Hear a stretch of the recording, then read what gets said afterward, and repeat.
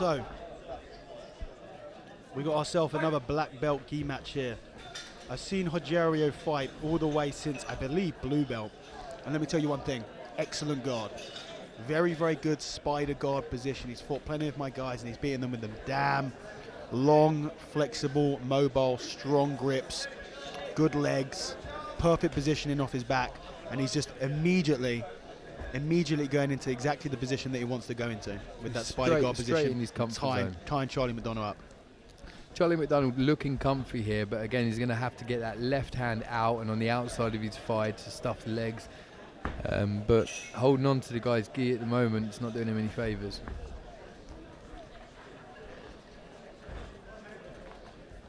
Even passing to side control with that leg lassoed in there, it's going to be difficult to secure any sort of dominant position. This is the beauty of the hook guard position. When you tie up that arm, look, Charlie can get all of his body around there. He can move all of his body around, it's free. But he can't move that arm or that shoulder, and it's connected to the body, so he can't secure the side control position. Charlie's got the arm now on the outside and still looking to pass. Still in a difficult position.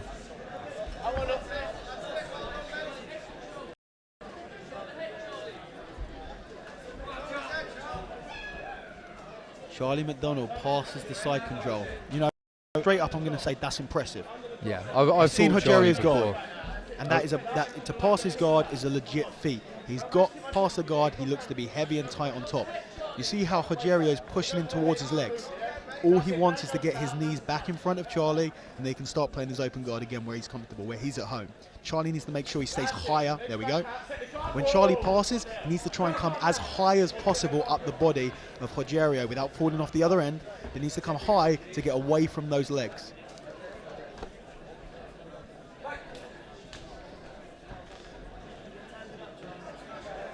You know, Charlie's very active. You know, up north he's on the BJJ 24/7 circuit quite a lot, and gets good results most of the time. You know, I've fought him before. He's got good passing. He's how'd you do against him, Jack?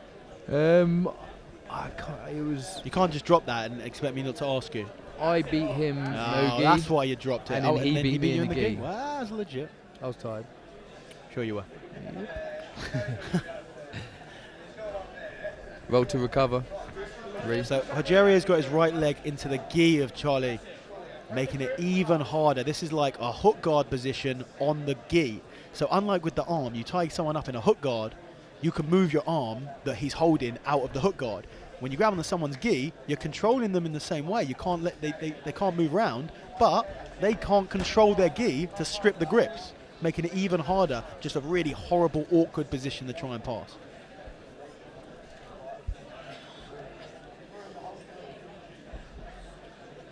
What's your views on the evolution of jiu-jitsu due to the lapel guard that people are playing? As we say that Rogerio uses that hook guard to sweep and get on top. I want to see what he can do on top. Look, Charlie looks like he's got a nice top game. I want to see what he's like off his back. To answer your question about the evolution of jiu-jitsu and the lapel guard and stuff like that, I'm not a fan.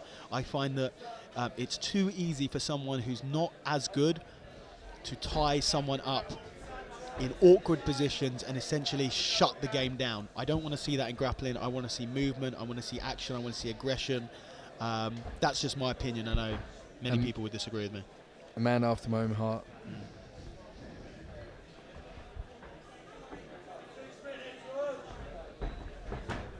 Rogerio passing the guard now.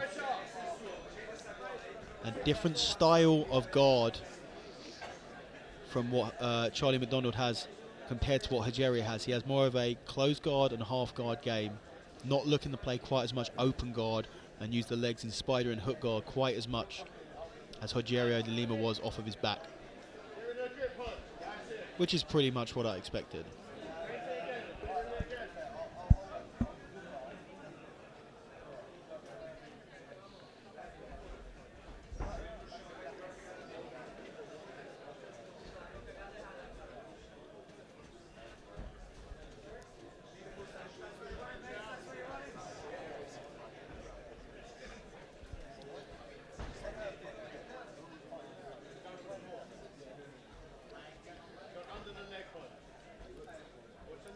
So Charlie's trying to isolate this one arm. He can't bring his right leg all the way over the body. That would be a knee reap. What he's going to look to do is he's going to use his right arm to open up the left leg of Rogerio, so right arm on that same side. He's going to try and open him up and look to switch to a single leg X guard or an X guard position and try and sweep him off of that, I imagine. So yeah, you go. Mate, I am on point today. I'm on point. It's like this video's 20 seconds behind, well 5 seconds in that point.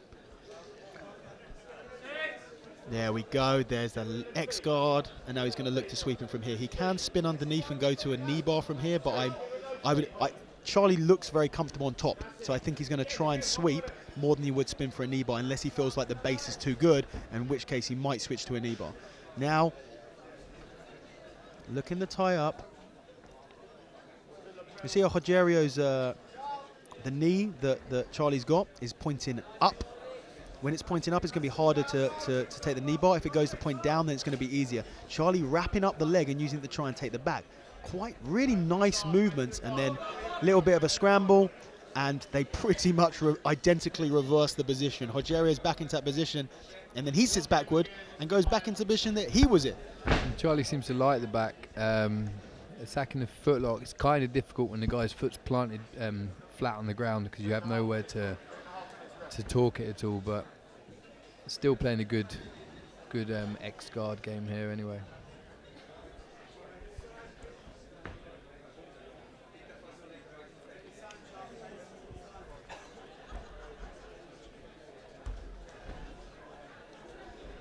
Yeah, Charlie's a lot more comfortable off his back than I expected him to be. When I saw him pass Rogerio's guard to begin with, I thought that he's maybe going to try and come on top and continually try and pass the guard and dominate on top. But he sat back into his guard a couple of times, so he's obviously very comfortable there. It may just be that he's aware and he's wary of the aggressive open guard of Rogerio. So maybe thinking, if I'm on my back, I'm comfortable here, and if I'm on my back, he's not on his back, and that's where he wants to be. Could be a smart move. The question is, if that's the strategy, then what's he going to do from here? If he does want to play off his back, the position that he's in is kind of a sweep-heavy position. If he's not, there you go the sweep. So now he's on top. Is he going to try and pass? He kind of got on top before and then chose to sit back into his guard and then sweep again and get on top, which I guess just doesn't make too much sense. Kind of the only other things he could have done from that position is to attack a straight footlock or spin round for a knee bar. See, you can see how much more comfortable Rogerio is. The second his back hits the ground, he starts looking for all of his grips. He's very happy here. This is not a great spot for Charlie. No, he's tying up the lapel very nicely and making it difficult for Charlie to get that space that he was after when he was passing before. Yeah, so Rogerio's seen that the spider guard position wasn't working too well, and he's immediately starting to adjust. And this is smart. This is smart. So he's going to try and use that De La Riva to try and sweep him. Again, Charlie sits onto his back into this single leg X guard position, very comfortably, very happily. I just want to know what's going through his head. I want to know why he is doing that. Is he just feel more comfortable off of his back in that position than on top of in Rogerio's guard, in which case he just wants to be in a comfortable position? But what is the end goal here? Is the end goal to continue the sweep and then sit back into the single leg X? Or is the end goal to get into that single leg X and then look to attack a footlock or knee bar from there? I don't know. I want, Charlie, come tell me afterwards what you're thinking. You don't want to know what's going on in Charlie's mind. Guy's one sick, twisted individual.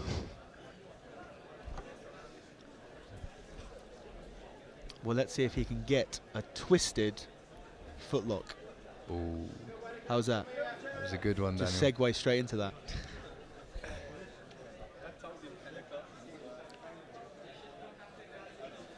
Just for the people at home that aren't here, the atmosphere in this place is good. Everyone's clapping and awarding for good sweeps and good footlock attempts, and really an educated crowd for the jiu-jitsu, wouldn't you say, Dan? Yeah, absolutely. You know what?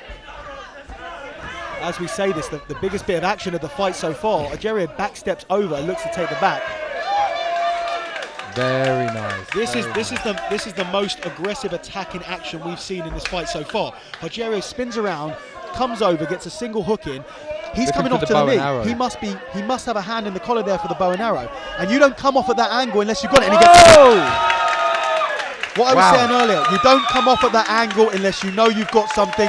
Immediately Charlie taps. Beautiful setup, just like that. We went from a very close fight to a dominating transition and then into a submission. Beautiful work from Rogerio De Lima. It can all happen that quick.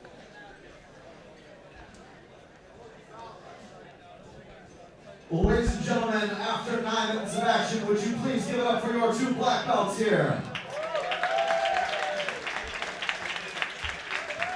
However, with just over 60 seconds on the clock to go, in regulation time, referee in charge, all we got is call a stop to this contest, declaring your winner via bow and arrow choke from the blue corner, and RGA gym box. Give it up for Rogerio De Lima. And one more time, please, for Charlie.